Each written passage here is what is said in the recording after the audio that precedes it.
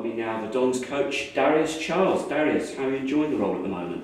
Yeah, it's been exciting. Obviously I came here with the intention of transitioning into a different role, and it's been really enjoyable over the last few weeks. I would say, kind of being more involved with the backroom staff and putting my input in and being a bit more authoritative, I would say, out on the training pitch in a different manner. What's kind of the mood in the camp? Because there's that little bit of frustration that we're so close to getting this first win. Yeah, no, definitely. Obviously, there's frustration because we've looked at the games. Every game we play, we review, and we can see just little bits of improvement that can be made to turn those draws into wins. So going into this game, the group's really upbeat. Training's been fantastic this week, and bare minimum, we will go out there and put in a Don's performance. Of course, you came back to us in the summer. Robbo, the last time we went to Wigan, we'd gone quite a while then. He'd just taken over the job without having had a win. We got a 3-2 victory there. Can we draw upon anything from that from last time as a good omen, perhaps? I mean, I think the things we can draw upon is that we've lost very few games in the last 15, which shows that we're very difficult to beat. And hopefully adding the improvements that we've looked at and ironed out on the training pitch, that we can turn those frustrating results into performances that get us the 3 points that we're really looking to get. It has to be all about us, of course, but a year is a very long time in football. The last time we did go to Wigan, they were fighting down the wrong end of the table with us. Things have changed dramatically there now, so we're well aware of the battle that we're going to have on Saturday. Yeah, but I mean, you can look at it in isolation and say it's a tough place to go to and it's going to be a battle, or you can look at it as an exciting story that one could create for themselves. Like you said, Wigan was struggling a year ago today. Some would argue that we're struggling.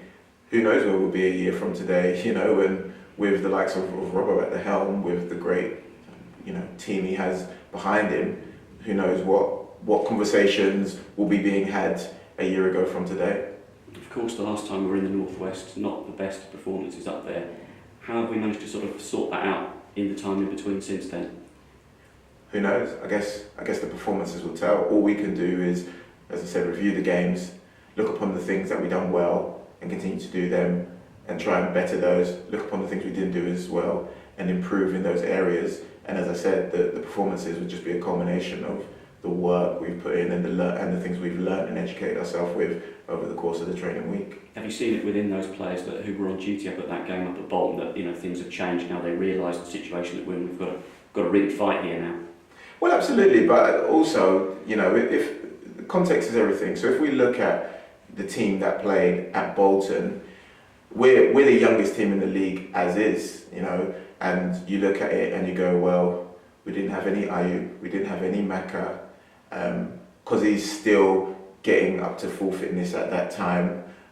Chiz had only played a few games. Dapo would come into the team to start after not being in it for a little while. PK is coming back off the back of a 4-month injury.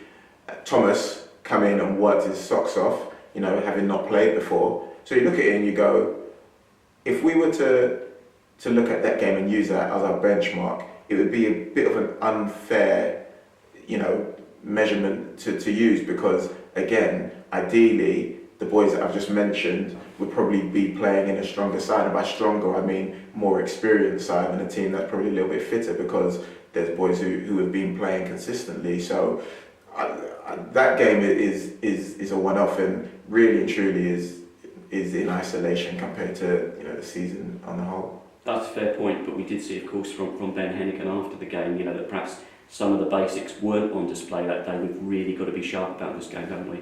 Absolutely. Listen, that does not negate the fact that certain things are a given. We work hard, we sprint fast, and we make sure that we compete bare minimum. And these are things that we need to continue to do, and we cannot rest on our laurels in doing so. But again, it's in doing that, we also have to make sure that we're showing the quality that we have in the group with the likes of Chiz, Rudy, Ayub, Dapo, to mention a few, as well as the rest.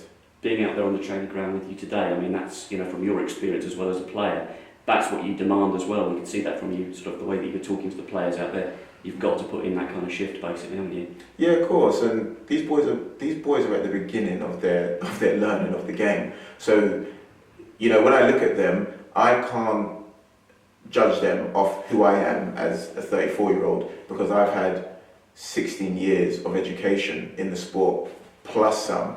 These boys are really at the beginning of their professional career, so it's finding ways in which to make them understand how important the seemingly innocuous moments are, and how powerful communicating can be in terms of controlling a game, and how big momentum is and how it can shift very quickly. Like I said, we're teaching essentially boys who in context are babies in the game. So these things take time. Rome wasn't built in a day, and where this club is going will not be determined in a day or a season. It's over the course of 2, 3, 5, 10 years. But day by day out there on the training ground, you're noticing that growth within those players. Yeah, they're taking things on board. Well, we believe thoroughly in process. Robbo goes on constantly about process. We're not outcome driven. If the process is right, the outcome takes care of itself. So we get involved in the day to day. What can we do to gain those 1% day in, day out, that over the course of time will show that in our output, the performances will get the results that we all want to see, which would mean success for us. That's good to hear. Let's go through the team news, because there's a fair bit of it. What's the situation with Ben Hennigan for starters? So unfortunately, it's a bit too soon for Henners. He rolled his ankle in training, and the boys are worried, man. And he the one thing with Henners is he's going to do everything possible to get himself out there. But as I said, unfortunately, this game's just a bit too soon for him. Could it be long term or short term? No. It's we're looking at it, and it's seemingly short term. It's just that sometimes you need to just give things time to settle down. What's the situation with Luke McCormick? Luke's all right. Took a knock-in on his Achilles on Tuesday, so moderated training for him today, and hopefully he should be fit for the weekend. Shay Alexander? Shay's been struck down with a bug, so it would look like he might not be available for selection, but hopefully by tomorrow he'll be fine and fit again and be able to put himself in the running. A couple of young, hungry strikers by the name of Aaron, Presley and Cosgrave. What's their situations? Yeah, so unfortunately for Aaron, his situation a little bit more serious, so we won't be expecting him back anytime soon. That's Cosgrave. Cosgrave, yep. Sorry, yeah. With regards to Prez, we're looking at a few weeks, because I think he's kind of re-injured the same injury, which is very common, to be honest with you, so he's a bit unfortunate there, the boy. Could that be a while for Aaron Presley? I mean, like I said, we're looking at maybe a few weeks, hopefully sooner, but it just depends again how these things settle down. On the plus side, we've seen Alex Woodyard, Jack Redoney, Abersal come back, and out there on the training ground today as well. Great to see Anthony Hartigan and Henry Lawrence back again. Yeah, phenomenal. When Ant done his shoulder, it looked bad, and to be fair to him, he's worked tirelessly to get back, and the fact that he's back in full training after only a couple of weeks is a credit to him and the hard work and endeavour he's put in. It's brilliant to see H back. We've missed him. He's a great character. He's a good lad, and it was really enjoyable to see him out there, working tirelessly, to create opportunities and score goals. And I mean, Woody's our captain. He's brilliant. So to see him out there doing what he does best is always exciting. And as you said, having Ayub out there training as well as I've ever seen him is brilliant. And Rudy again was fantastic again today in training. But Anthony and Henry are both available for selection for this Saturday? Henry, I would assume so, and I'm not sure, because he's only had a couple of days in full training. So whether or not he has that edge yet, we'll wait to see. But again, they're both on the cusp. Good. In terms of the situation now that we're in, the game's coming thick and fast. There's hardly any time in between them. I suppose you experienced it with Wigan last season. It's a gruelling schedule, isn't it? How are we coping with it? The boys are doing well. I think as you can see, with the injuries that we had, we spoke about Bolton, we had injuries and suspension. So, we did have a little patch where Robert almost, he almost had to field me. But no, we're in a lot better place now with boys who've come back, boys who are on the verge of coming back. The squad is looking, strong, hungry, and boys are really, really fighting to, put their name in the hat to play. It's a big month ahead, of course. We need the support on our side. 2 away games coming up for starters as well. I mean, Wigan followed by a long trip to Plymouth, but those home games during March, that's, we're really going to want the support on our side, aren't we?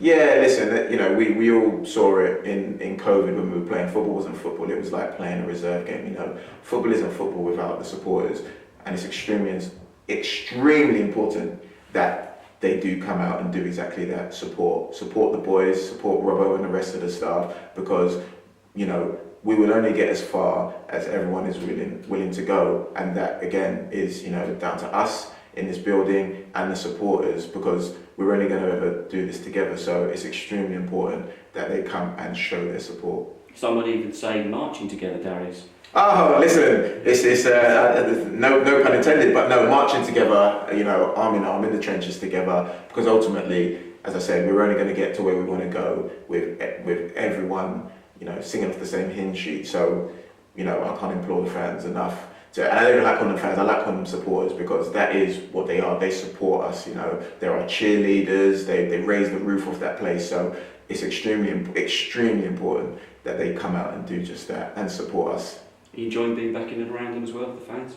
Oh, I love it. Listen, I love the game. Like I said, I was going to walk away from it a year ago, and if it wasn't for Robbo, I wouldn't be here. So I have a real love for the game. Do you know what I mean? I watch the boys train, and it's just like I wish I could be out there with them doing what they do. That's just not what my role is here. So now I have to make sure I do the best I can to add value, and so do the supporters. They have to do what they can to best add value to not just us playing, but the team, the club.